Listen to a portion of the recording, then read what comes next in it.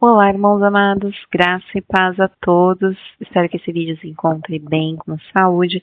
Eu sou a Kíssila e seja muito bem-vindo ao canal Uma Família em Cristo.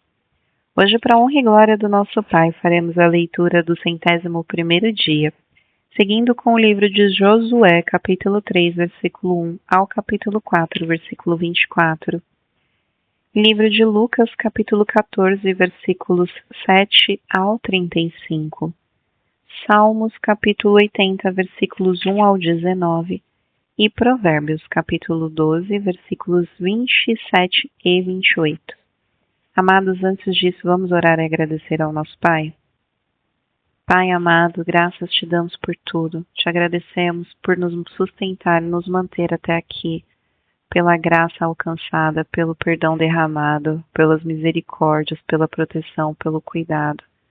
Pai, te pedimos perdão pelos nossos pecados, pois somos totalmente errantes e dependentes de Ti. Te pedimos que o Espírito Santo de Deus nos dê a direção nesse estudo e que nós tenhamos o entendimento da Tua palavra de acordo com a Tua vontade. Que assim seja em nome do Senhor Jesus Cristo. Amém. Livro de Josué, capítulo 3, versículo 1 ao capítulo 4, versículo 24.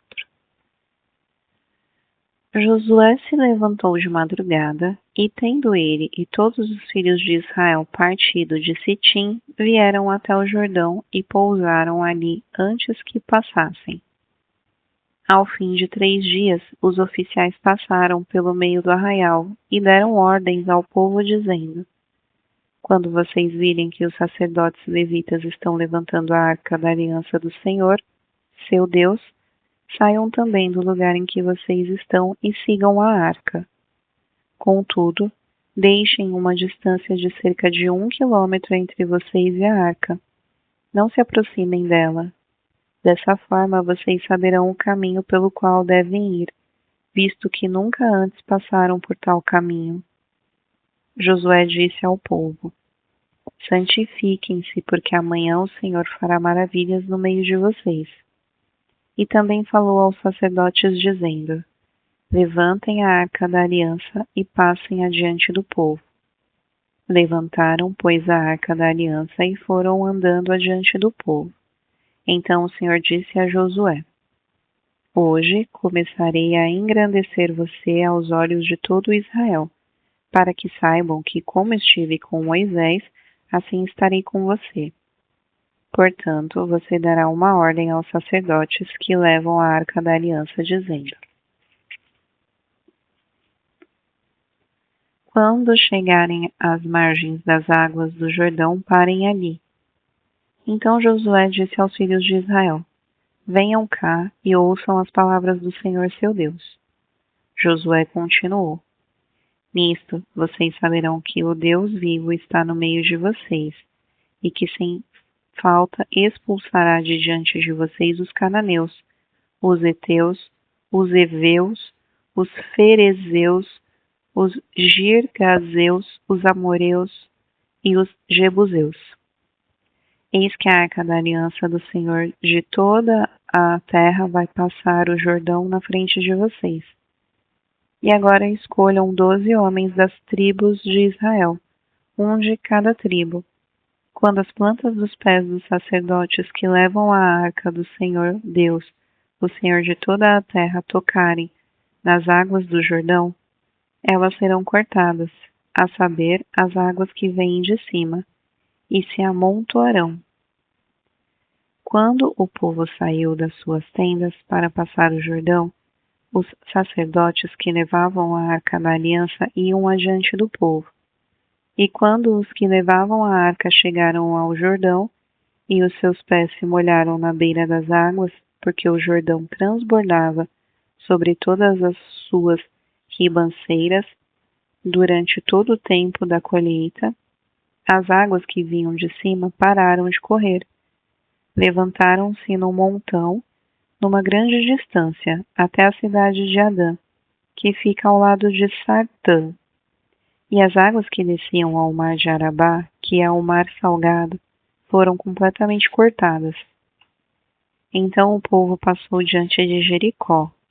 Porém, os sacerdotes que levavam a arca da aliança do Senhor pararam firmes no meio do Jordão, e todo Israel passou a pé, enxuto, atravessando o Jordão. Quando todo o povo tinha passado o Jordão, o Senhor falou com Josué, dizendo: Escolham 12 homens do meio do povo, um de cada tribo, e ordenem que tirem 12 pedras do meio do Jordão, do lugar onde os pés dos sacerdotes ficaram parados, e que levem essas pedras e as depositem no lugar em que vocês irão passar a noite. Então Josué chamou os 12 homens que havia escolhido dos filhos de Israel, um de cada tribo, e disse-lhes: Passem adiante da arca do Senhor seu Deus até o meio do Jordão. Cada um levante sobre o ombro uma pedra, segundo o número das tribos dos filhos de Israel, para que isto seja por sinal entre vocês. E no futuro, quando os seus filhos perguntarem: O que significam estas pedras para vocês? Respondam que as águas do Jordão foram cortadas diante da arca da aliança do Senhor. Quando a arca passou, as águas do Jordão foram cortadas. Estas pedras serão para sempre por memorial aos filhos de Israel. Os filhos de Israel fizeram como Josué havia ordenado, e levantaram 12 pedras do meio do Jordão, como o Senhor tinha dito a Josué, segundo o número das tribos dos filhos de Israel, e levaram-nas consigo ao lugar onde passariam a noite, e as depositaram ali. Josué também levantou 12 pedras no meio do Jordão, no lugar onde ficaram parados os pés dos sacerdotes que levavam a arca da aliança, e essas pedras estão ali até o dia de hoje, porque os sacerdotes que levavam a arca haviam parado no meio do Jordão, em pé, até que se cumpriu tudo que o Senhor, por meio de Moisés, havia ordenado a Josué que falasse ao povo, e o povo se apressou e passou. Quando todo o povo tinha passado, a arca do Senhor e os sacerdotes também passaram, à vista de todo o povo. Passaram os filhos de Ruben, os filhos de Gade e a meia tribo de Manassés, armados na frente dos filhos de Israel, como Moisés lhes tinha dito. Uns 40.000 homens de guerra armados passaram diante do Senhor para a batalha, às campinas de Jericó. Naquele dia, o Senhor engrandeceu Josué na presença de todo Israel, e respeitaram-no todos os dias da sua vida, como o haviam respeitado Moisés. O Senhor disse a Josué: Ordene aos sacerdotes que estão levando a arca do testemunho que saiam do Jordão. Então Josué ordenou aos sacerdotes, dizendo: Saiam do Jordão. Quando os sacerdotes que levavam a arca da aliança do Senhor saíram do meio do Jordão, e as plantas dos seus pés se puseram na terra seca, as águas do Jordão voltaram ao seu lugar e corriam como antes, sobre todas as suas ribanceiras. O povo subiu do Jordão no dia 10 do primeiro mês e acabaram em Gilgal, do lado leste de Jericó. E foi em Gilgal que Josué levantou as 12 pedras que haviam tirado do Jordão.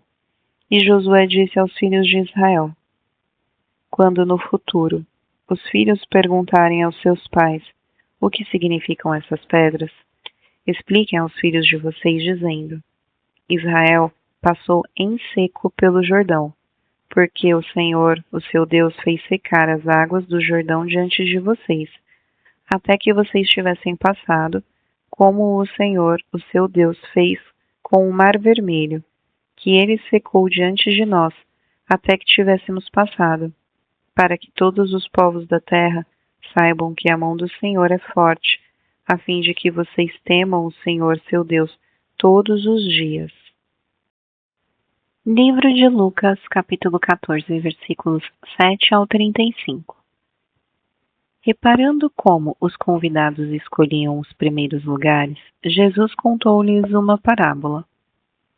Quando alguém convidá-lo para um casamento, não sente no lugar de honra, pois pode haver um convidado mais importante do que você. Então aquele que convidou os dois dirá a você: dê o lugar a este aqui. Então você irá envergonhado ocupar o último lugar. Pelo contrário, quando alguém convidá-lo, vá sentar no último lugar, para que quando vier aquele que o convidou, diga a você: amigo, venha sentar num lugar melhor. Isso será uma honra para você diante de todos os demais convidados. Porque todo o que se exalta será humilhado, e o que se humilha será exaltado. Depois, Jesus disse ao que o havia convidado: quando você der um jantar ou uma ceia, não convide os seus amigos, nem os seus irmãos, nem os seus parentes, nem os vizinhos ricos, para não acontecer que eles retribuam o convite e você seja recompensado. Pelo contrário, ao dar um banquete, convide os pobres, os aleijados, os coxos e os cegos, e você será bem-aventurado, pelo fato de não terem eles com o que recompensá-lo. A sua recompensa você receberá na ressurreição dos justos. Ao ouvir tais palavras, um dos que estavam à mesa com Jesus lhe disse: bem-aventurado aquele que participar do banquete do reino de Deus. Jesus, porém, respondeu: certo homem deu uma grande ceia e convidou muitos. À hora da ceia, enviou o seu servo para avisar aos convidados: venham, porque tudo já está preparado.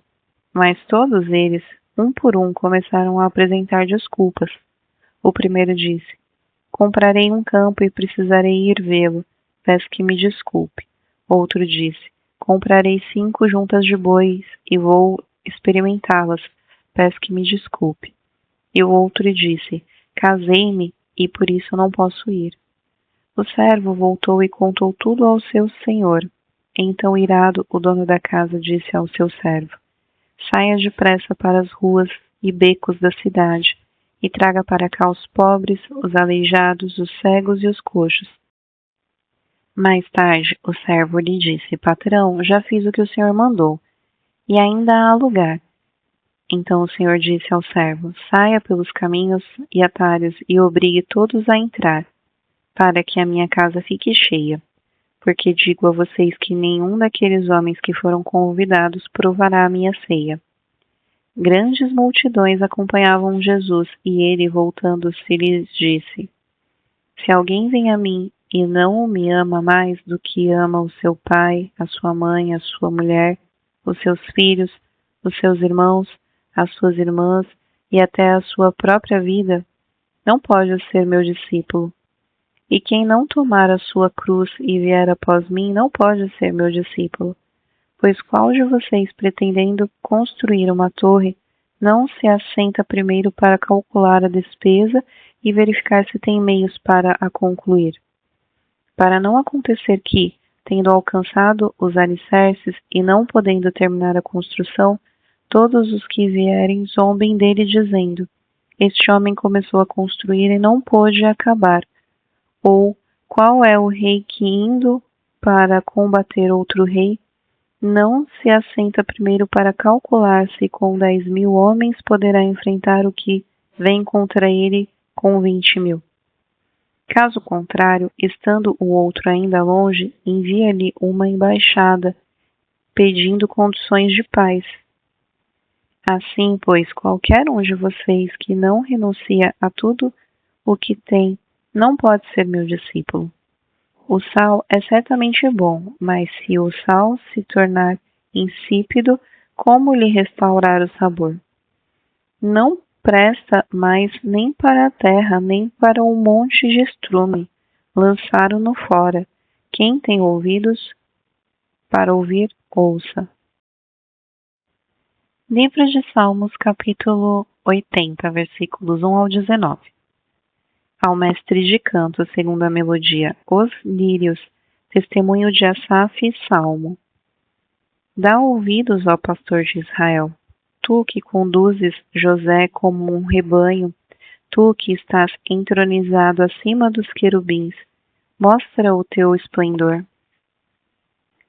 Diante de Efraim, Benjamim e Manassés, desperta o teu poder e vem salvar-nos. Restaura-nos, ó Deus, faze resplandecer o teu rosto e seremos salvos. Ó Senhor, Deus dos exércitos, até quando estarás indignado contra a oração do teu povo? Para comer, tu lhe deste pão de lágrimas e para beber pranto em abundância. Fizeste de nós um motivo de conflito entre os nossos vizinhos e os nossos inimigos zombam de nós a valer. Restaura-nos, ó Deus dos exércitos, faze resplandecer o teu rosto e seremos salvos. Trouxeste uma videira do Egito, expulsaste as nações e a plantastes. Preparaste-lhe o terreno, ela deitou profundas raízes e encheu a terra. Com a sombra dela, os montes se cobriam e os seus ramos se estenderam por cima dos cedros de Deus. Ela estendeu a sua ramagem até o mar e os seus rebentos até o rio. Por que derrubaste as cercas que havia em volta dela, deixando que todos os que passam pelo caminho arranquem as suas uvas? O javali da selva a devasta e os animais do campo se alimentam dela. Ó Deus dos exércitos, volta-te, nós te rogamos. Olha do céu, vê e visita esta vinha. Protege o que a tua mão direita plantou, o ramo que para ti fortaleceste. Foi cortada, foi queimada, pereceram os nossos inimigos pela repreensão do teu rosto. Seja a tua mão sobre aquele que escolheste, sobre o filho do homem que fortaleceste para ti. E assim não nos afastaremos de ti. Vivifica-nos e invocaremos o teu nome. Restaura-nos, ó Senhor, Deus dos exércitos, faze resplandecer o teu rosto e seremos salvos. Livro de Provérbios, capítulo 12, versículos 27 e 28. O preguiçoso não assará a sua caça, mas o precioso do homem é ser esforçado. Na vereda da justiça está a vida, e neste caminho não há morte. Irmãos amados, finalizamos mais um dia da nossa leitura, o 101º, e é um prazer ler as Escrituras para vocês. Eu desejo que vocês tenham um ótimo domingo, um dia abençoado. Nós nos vemos amanhã para a próxima leitura. Um beijo e que Deus os abençoe.